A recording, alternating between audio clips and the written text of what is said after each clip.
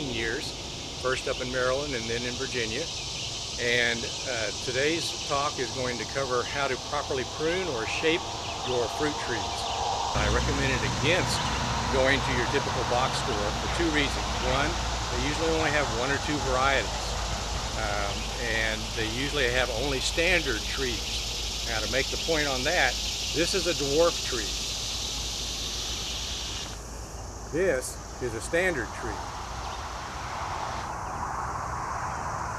This is a lot less work. And I want to be honest with you, growing fruit trees properly, or even close to being properly, is a lot of work, as most any plant is in the garden.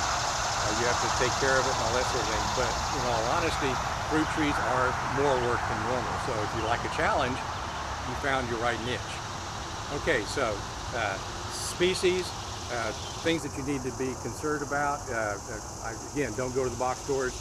I recommend that you go to a nursery, check out what varieties they have, and then go home and get on your computer and do some research as to which ones would be best, which one would be good for you. Are you going to pick the fruit and eat it, or are you going to put it in an apple pie? That's going to determine a little bit your species, or a fair amount, which species that you should purchase. Disease resistance is the other thing that you want to be very concerned about. Being a homeowner and probably a first-time fruit tree grower, disease resistance is very important. It will mean a lot of work or less work in that category. Dwarf, again, I mentioned before, is very important. You may think bigger is better because I'll get more fruit. Believe me, a dwarf will produce plenty of fruit for the average family and more. So it's properly taken care of course. So that's important. This is a lot more work than you will need, and you'll have more fruit than you can possibly handle.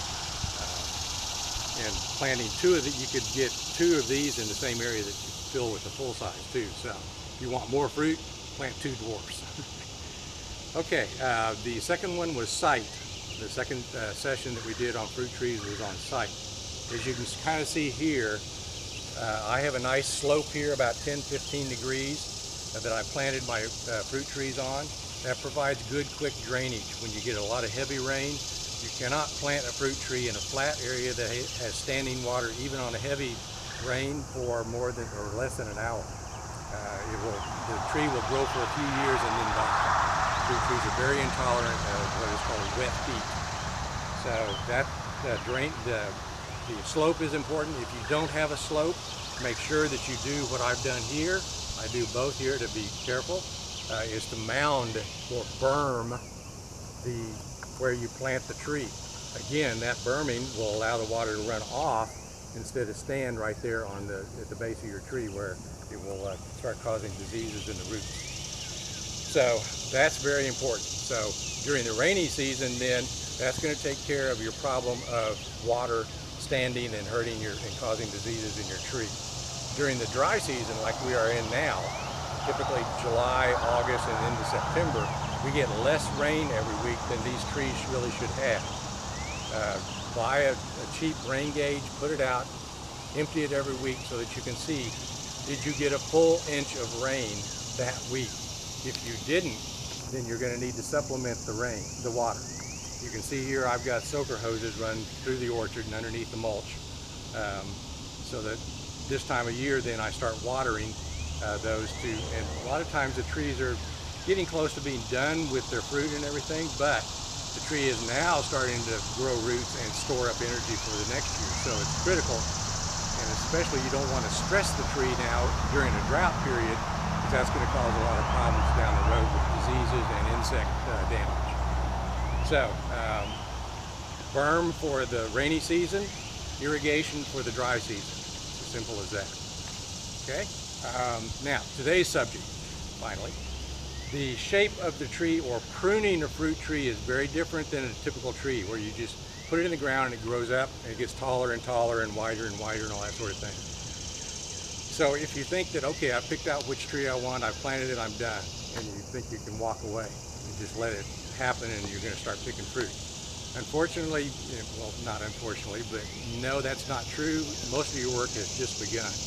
Keeping these trees properly shaped is extremely important. and is usually the biggest mistake that homeowners make. They don't tend to.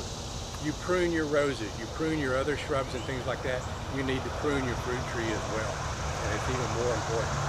Because what you will notice here on this tree, you'll see how the central leader that would normally grow up in a tree and continue to branch out has been cut off. This is what you normally want to take care of a fruit tree really well.